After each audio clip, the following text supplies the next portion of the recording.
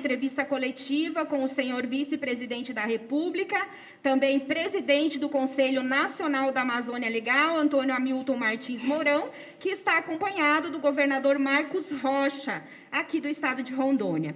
Esta coletiva está voltada aos resultados e desafios da atuação do Conselho Nacional da Amazônia Legal na Operação Verde Brasil 2, destinada a combater o desmatamento e prevenir as queimadas na Amazônia. Damos início às perguntas com a repórter Eliane Alves, da TV Meridional, Band Local. O assunto: planejamento do Conselho da Amazônia Legal para a região. A pergunta é para o vice-presidente da República. Em meio a tantos desmatamentos e outros delitos ambientais, o senhor tem algum planejamento futuro para essas regiões que foram afetadas? Inicialmente aí, passou das 6 horas, né? Boa noite aí a todas e todos, né? Muito obrigado pela tua pergunta, Eliane. No dia 23 de março, o Conselho Nacional da Amazônia Legal fez a sua primeira reunião, e nessa reunião nós apresentamos as bases para o planejamento estratégico que está sendo realizado dentro das 4 comissões, que é a Comissão Integradora, a Comissão de Proteção, a Comissão de Preservação e a Comissão de Desenvolvimento, né? E, ao mesmo tempo, 7 ações prioritárias foram decididas, entre elas a questão do combate imediato ao desmatamento, garimpo ilegal e, obviamente, as queimadas, que nós brevemente estaremos entrando na estação das queimadas, vamos dizer assim, tá? O nosso planejamento, ele prevê essas operações até o final desse período de governo do presidente Bolsonaro, ou seja, até 2022, né? Porque na situação atual que nós estamos, né, onde ainda não temos uma regularização fundiária, ainda temos a carência de zoneamento econômico-ecológico, temos carência dos órgãos de fiscalização por falta de pessoal, é necessário que operações integradas dessa natureza sejam levadas a efeito para que a gente consiga coibir as ilegalidades. Então, respondendo à tua pergunta, o planejamento é até o final de 2022. Damos sequência agora com a repórter Júlia Scherer, da TV Alamanda, SBT Local. O assunto: Operação Verde Brasil 2, a questão da fiscalização.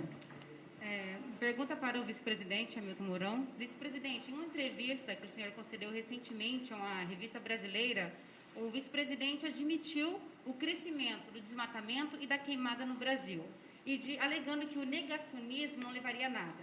Então, minha pergunta é: qual o desafio em manter as ações de combate aos crimes praticados na Amazônia? Essa dificuldade estaria ligada à falta de fiscalização? Júlia, a questão se baseia nos seguintes aspectos. Em primeiro lugar, né, existe um círculo, né, de ilegalidades continuado, ou seja, essa turma não para, né?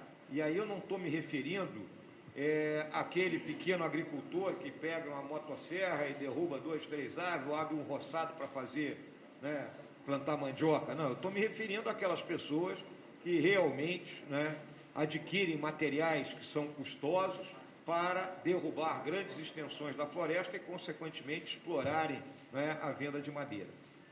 Ao longo aí dos nossos últimos períodos, né, os recursos necessários para o enfrentamento a essas ilegalidades, eles foram minguando. Se a gente fizer uma análise aí dos últimos 18 anos, vamos colocar assim, nós tivemos um ápice, né, ou seja, o vértice dessa questão de desmatamento e queimada ali pelo ano de 2004.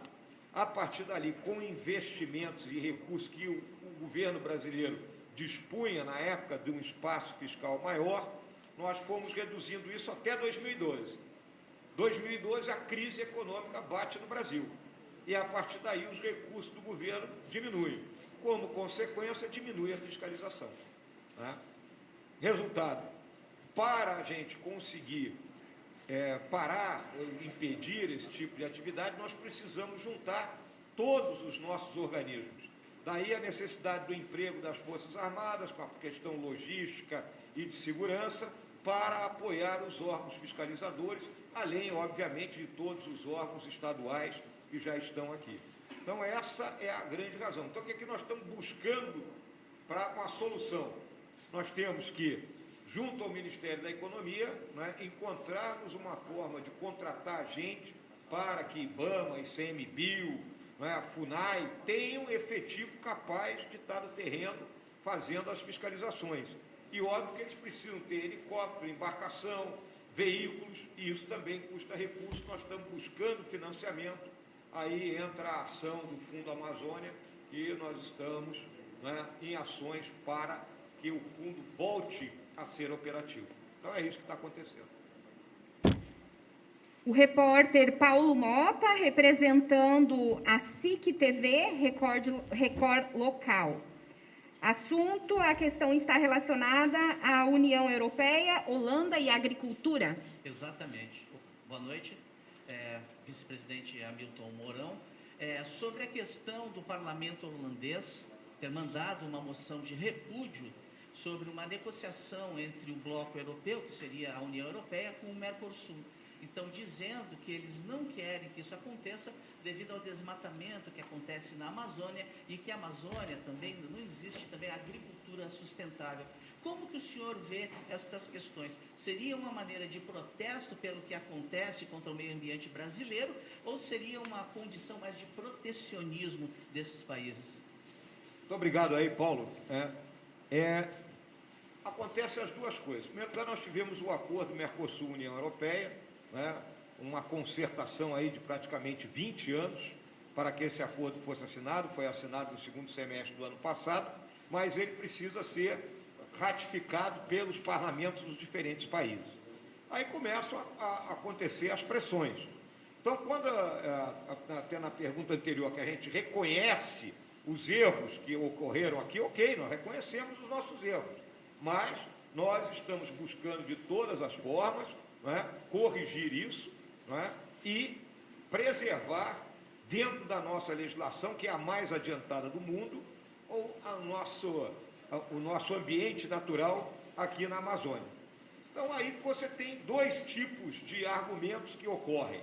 Tem o argumento, vamos dizer assim, daquelas pessoas que realmente estão desinteressadas e têm uma preocupação legítima com a preservação da vida na terra e do meio ambiente, e tem, obviamente, o protecionismo em torno dos agricultores europeus, que eles não têm condições de competir com a gente. E nós sabemos que da nossa produção agrícola, apenas 2% sai da Amazônia. O restante é fora da Amazônia. A questão do gado, vamos colocar aqui, 25% do nosso rebanho está aqui na Amazônia, mas com uma produtividade muito baixa, e que nós temos condições de melhorar essa produtividade, confinando, né? E aí entra a questão de assistência técnica, rastreabilidade, uma série de conceitos para nós mostrarmos para o mundo lá fora que esse gado não está sendo produzido em áreas ilegais, vamos colocar assim, onde ocorreu o desmatamento ilegal. Então, sendo objetivo aí na tua pergunta, nós temos que fazer uma ofensiva o tempo todo com, né, os representantes da União Europeia. Eu já tive uma reunião com todos os embaixadores da União Europeia para tocar nesse assunto e pontualmente, né, debatermos e mostrarmos o que nós estamos fazendo. Seguimos com a pergunta da Maríndia Moura, representando a TV Globo Local, Rede Amazônica. Boa noite, vice-presidente. A Operação Verde Brasil 2, ela está, seria pelo decreto nos últimos dias, né? Terminaria, se não me falha a memória, dia 13. Há interesse em prorrogar esse prazo, porque a gente sabe que esse é um momento importante, até o governador comentou essa semana numa entrevista, que é o momento de a gente estar sendo cortado para depois ser queimado, né? Que é o nosso pior problema em relação a julho, agosto, setembro, né? Então, eu gostaria de saber se há alguma questão de prorrogação da Verde Brasil 2. Muito obrigado aí, Maríndia. Conforme eu falei, o nosso planejamento é até o final de 2022.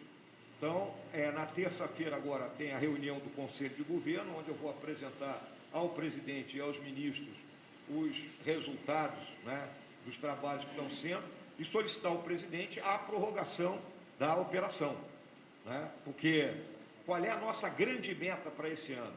Porque, vamos colocar aqui, nós saímos atrasados em relação ao desmatamento. A gente tinha que ter começado isso no segundo semestre do ano passado. Depois que terminou a operação contra as queimadas, dava um mês de descanso e, a partir de dezembro, nós teríamos, né, entrado em operação contra o desmatamento. Então, a nossa grande meta desse ano é apresentar que, ao final do segundo semestre, o índice de queimadas esteja abaixo do mínimo da meta histórica. Esse é o objetivo, né?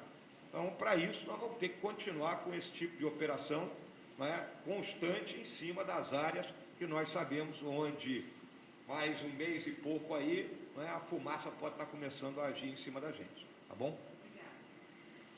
Damos sequência com o repórter Carlos Molinari, representando a TV Brasil, o assunto Operação Verde Brasil 2, madeireiras ilegais. Olá, boa noite, general, novamente.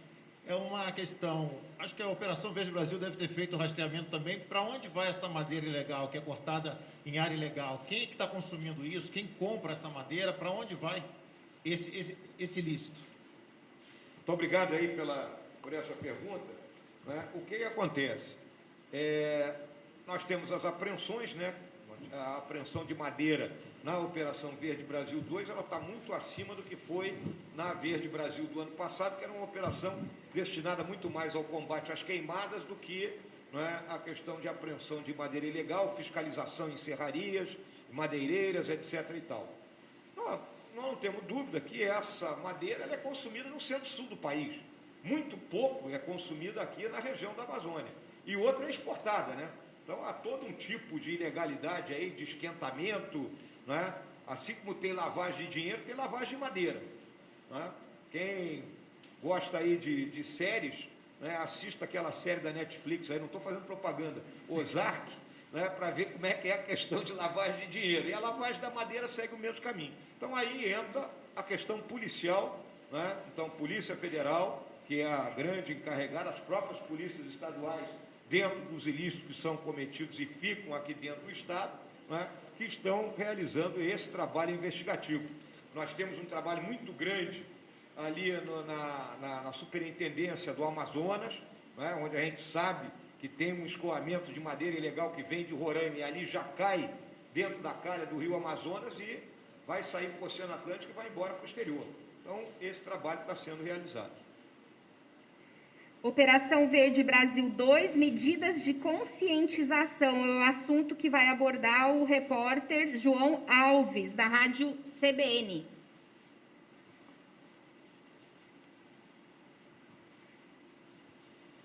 Minha pergunta é para o vice-presidente.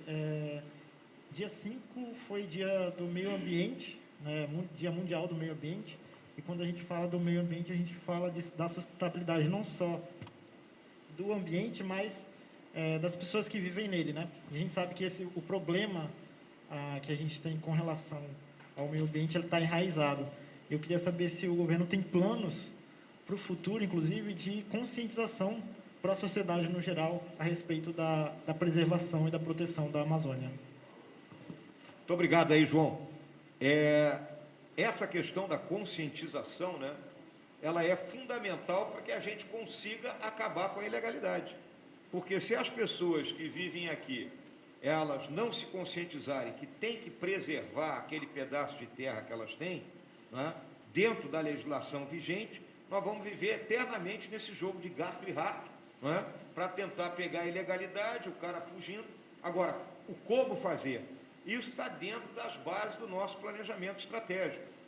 Quando você fala ali da questão de preservação e desenvolvimento, né, nós temos que trazer o quê?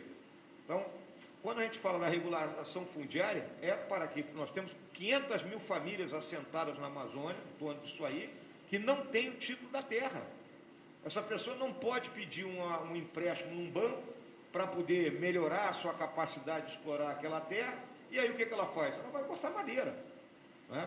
Ao mesmo tempo, nós temos que negociar, estamos negociando com o resto do mundo, essa questão do RED+, dos créditos de carbono, para que aquele proprietário, não, eu vou manter a minha área de floresta em pé, não vou desmatar nem os 20% que eu tenho direito. Ele vai ter renda por manter aquela floresta em pé.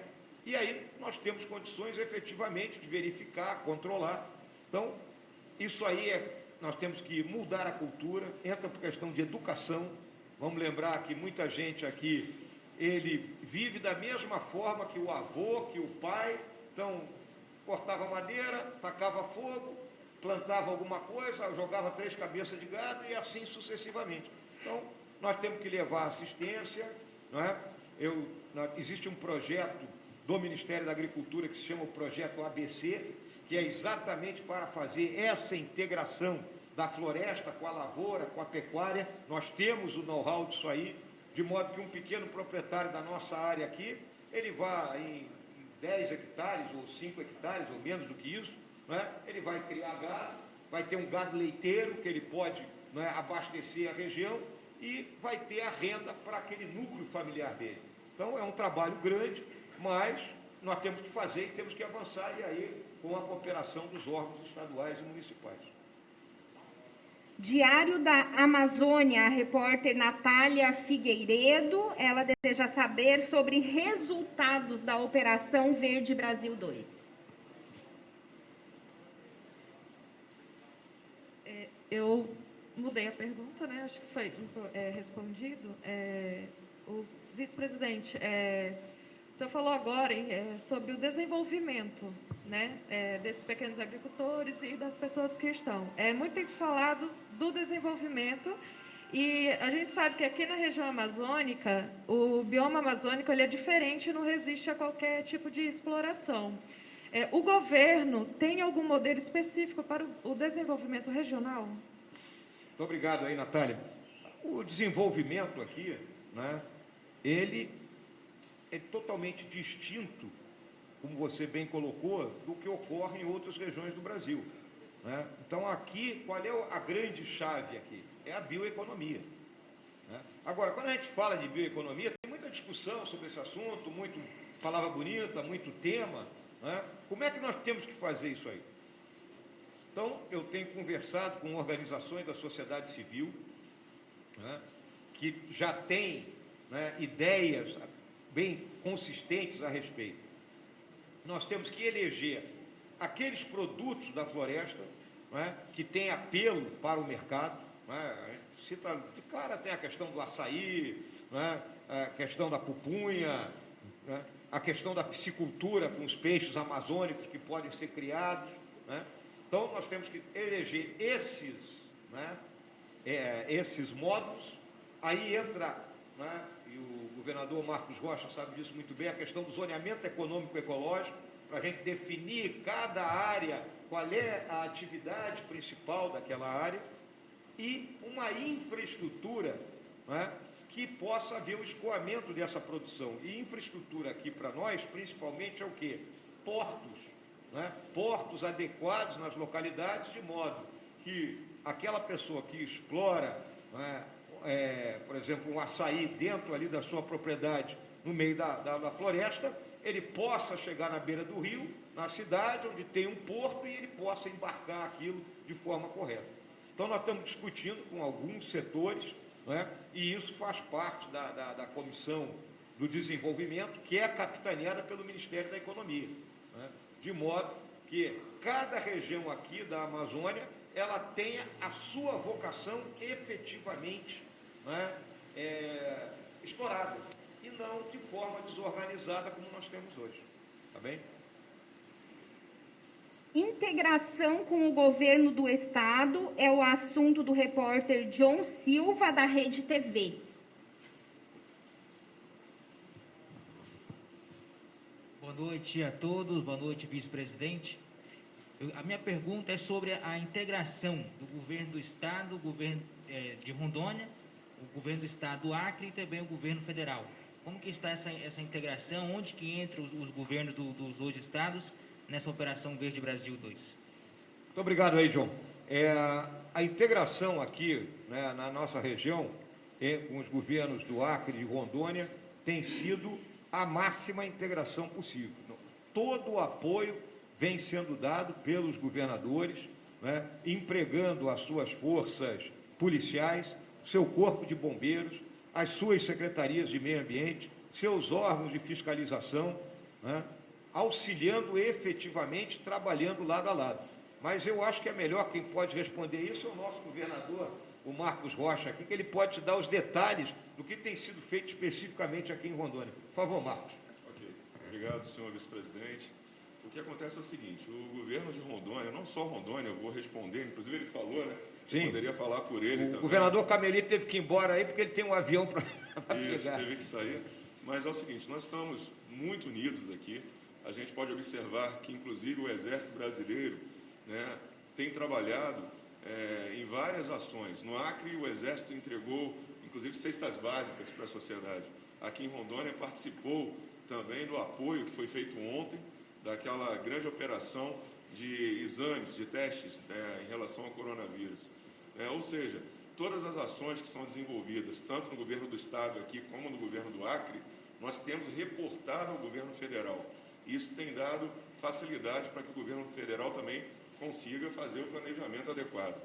Importante se nós não estivermos unidos, trabalhando em conjunto e combatendo, inclusive, as queimadas ilegais, nós sabemos que existem as queimadas que são legais, são necessárias, né? Muitas vezes o próprio indígena, às vezes, para a sua subsistência, ele faz também a queimada, mas aqui se trata do combate ao que é ilegal. E isso a gente tem que combater realmente, e todos os órgãos do Estado estão disponíveis ao governo federal para que, em conjunto, possam atuar em defesa da sociedade nesse aspecto. Okay? Complementando aí, John, quando nós iniciamos o planejamento do Conselho, eu visitei cada um dos estados, né? Então, eu estive aqui em Rondônia e no Acre, em reunião com os dois governadores, né? E cada um me apresentou as suas demandas, as suas visões, e tudo isso foi colocado dentro do nosso planejamento, de modo que haja o tempo todo a integração, porque não tem como, não há como, né, a União atuar sozinha nisso aí, tem que haver o esforço conjunto da União e dos estados. O Diego Holanda, repórter do G1, fará a última pergunta, que está relacionada ao Conselho Nacional da Amazônia Legal, a questão da pandemia. Boa noite, general. A gente fala de Amazônia e lembra logo da questão indígena também. E aqui em Rondônia a gente tem várias áreas indígenas que são justamente, inclusive, os espaços mais preservados que a gente tem. Eu queria saber inclusive, essas áreas são alvo constante de tentativa de invasão, coisa que a operação tem combatido agora. Eu queria saber do senhor, especificamente, quais as ações do Conselho da operação para as áreas indígenas e as ações de enfrentamento à pandemia. E já que estamos falando de pandemia, aproveitar para perguntar para o senhor a opinião do senhor em relação às mudanças que o Ministério da Saúde fez na divulgação dos dados dos boletins diários, ocultando alguns dados que vinham sendo divulgados até a semana passada. Obrigado. Bom, Diego, muito obrigado aí pela tua pergunta. Então, a questão da pandemia, quando o Conselho foi instalado, a pandemia ainda não tinha se instalado, né? Foi 15 dias depois. E aí, rapidamente, nós fizemos uma reorganização nas subcomissões e criamos a Subcomissão de Saúde e Cidadania, exatamente com a finalidade, né, de apoiar o combate à pandemia aqui na região amazônica, que obviamente está ligado parte ao Ministério da Saúde, mas grande parte na mão dos governadores de estado e dos prefeitos. Mas tem a questão indígena, né? E aí nós estamos num trabalho constante junto à Secretaria de Saúde Indígena, que é um órgão do Ministério da Saúde, mas que trata especificamente dos indígenas aldeados. Vamos lembrar que nós temos indígenas que vivem aí nas grandes cidades ou nas proximidades dela, esses não são atingidos, né, pelos programas da CESAI, mas aqueles, como você colocou aí, que vivem naquelas terras indígenas aí mais, né, afastadas dos grandes centros, esses é a nossa grande preocupação. Nós temos hoje, vamos dizer assim, casos em maior número na região do Alto Solimões, ali na fronteira com Colômbia e Peru, ali nos municípios Tabatinga, Atalaia do Norte, São Paulo de Olivença, que é uma região que nos preocupa, mas em outras áreas, né, índices muito baixos de contaminação. Né? A gente sabe que a população indígena, ela, por sua própria natureza de viver afastada dos grandes centros, ela é mais suscetível, né, a contrair essa doença. Também, grande parte dos indígenas vivem do benefício de prestação continuada, aqueles mais idosos, né? Outros do Bolsa Família, então eles têm que ir à cidade para receber esse recurso, é um momento de vulnerabilidade. Então, essas são ações que o pessoal da CESAI vem procurando, né, mitigar de forma a evitar um contágio. Em relação aí aos dados do Ministério da Saúde, né, a única coisa que eu vi, né, essas decisões não passam por mim, foi que os dados estão sendo transmitidos mais tarde, dentro de uma questão de buscar os dados mais corretos, e não está havendo somatório. Né? Eles estão divulgando diariamente o número de casos confirmados e aquele dado que nenhum de nós gosta, que é o número de óbitos. Né? Então, é uma questão de somar os dados, e eu não tenho preocupação com isso, porque os organismos de controle, né, nós temos o Tribunal de Contas, temos a Controladoria Geral da União, Ministério Público, se houver alguma irregularidade por parte do governo aí, ela será apontada. Tá bem? Encerramos a coletiva com o senhor vice-presidente da República e governador do estado de Rondônia. Agradecemos a participação dos veículos de comunicação que se fizeram presente por meio de seus profissionais. Desejamos a todos uma boa noite. Muito obrigado aí às moças e rapazes pelas perguntas, né, muito bem feitas, e eu espero que tenha atendido aí aos anseios de cada um. Meu abraço a todos, hein?